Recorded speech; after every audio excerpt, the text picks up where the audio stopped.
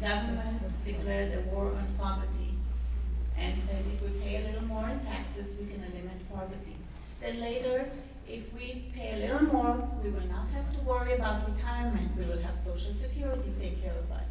Well, I wonder who here can retire on what Social Security pays for them. I certainly would not be able to. Then we have public education that is constantly needing more money, has program cuts. There is never enough money. Low quality, high cost is the signature of every government program. From FEMA. Yes! Yes! Yes! Public transportation, public education, public libraries. There is no private option, by the way, like there will not be a private option after a few years, because we will not be able to afford it. Insurance companies will have to either go out of business or raise their prices.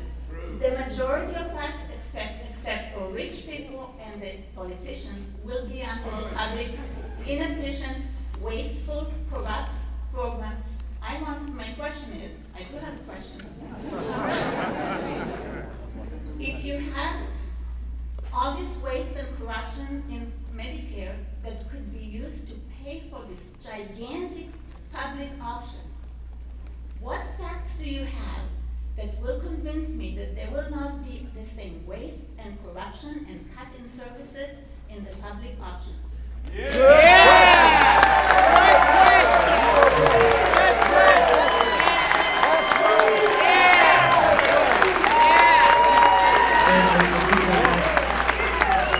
That's a fair question, Ilana. The answers, as best I can form for you, is that previous to this administration, no one has. No! Very civil. Can any of you remember when any administration decided to take this on rather than just talk about it? This is one opportunity that we have to be able to confront the kinds of situations we find ourselves with the Medicare, that you say that there's so much fraud and misspending in Medicare. The president said, we can do this program within the same amount of money that we're spending, and we're spending it poorly. We're spending it poorly, so we can have an opportunity to look at that and do it right the first time. So that what we say in this valley, so that you get a return on your investment. That's what people expect. And that's what we did. And so through debate and through discussion and through disagreements, we're going to move forward, and at the end we can judge it.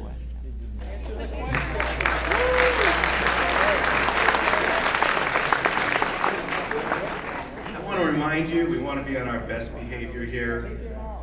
Let's try to listen. Let's try to listen. Let's try to listen.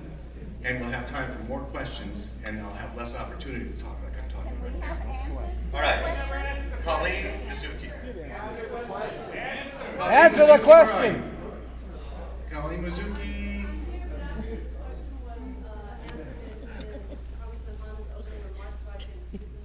Okay, thank you. All right. Diane Barrison. Diane Barrison, are you here? Where are you? Oh, good. Okay.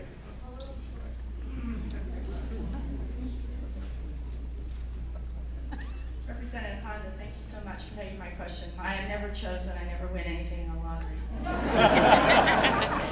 So much passion, so much concern, and so much research has gone into healthcare reform. But I have a simple question that deals with a specific part of healthcare, and that is the Pancreatic Cancer Action, Research and Education Act, HR 745. It's a simple, very simple question. 37,000 Americans will die this year from pancreatic cancer. 3,500 of them in California. Your chance of surviving pancreatic cancer is only 5% for 5 years. We really need your support your co-signature on this bill, which has already been signed by 162 of your colleagues in the House, including Zoe Lockman, who I thought might be here today as well. I'm asking you on behalf of pancreatic cancer survivors, those who have been touched by the disease because they have lost family members, and those who will be diagnosed this year, please, will you please co-sign this important legislation? And thank you so much for listening. Thank you.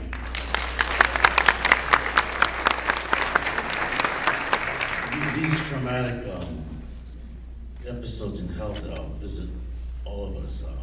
For me, 6 years ago was a complication and two rare forms of ovarian cancer hit my wife. It was devastating, it was quick.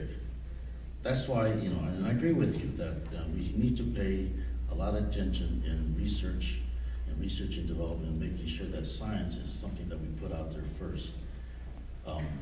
And so we cannot turn a blind eye to research and science, just as we cannot turn a blind eye to those who heretofore are uninsured because of the current situation that we have. We cannot be deterred from moving forward and doing the right thing. And doing the right thing is to move forward and making sure that we get a great return on our investment. And I'll be glad to get on that bill. Yeah.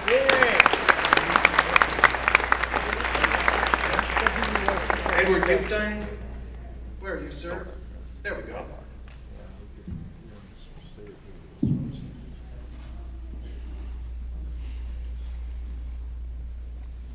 My wife and I have been on Medicare for quite a few years. If it wasn't for Medicare, we would be broke. And I like the system very much, and I think it should be extended down to a much lower age, taking more people. And I think a one-payer system would work much easier with less complications than the complex systems that are being proposed.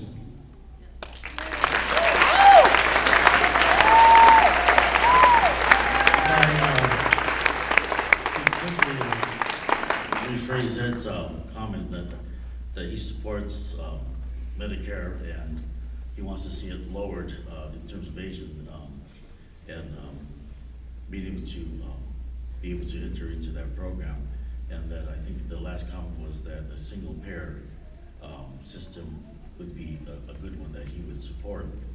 Many of us in Congress have signed a bill that wanted to see a single payer system. Other countries have single payers.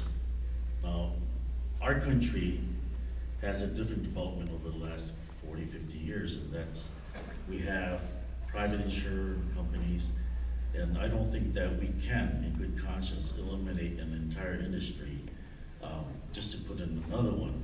Some people would like to do that. I think that to make that a fair modification is to include another plan that will offer competition to the existing private insurance companies, and that's the public option. And so what that would do is force them to compete for the new clients that's going to be out there. And the way they're going to compete against a public option is to provide an affordable plan, a comprehensive plan, and they can make their choices through the exchange process. Your bill restricts that. Um,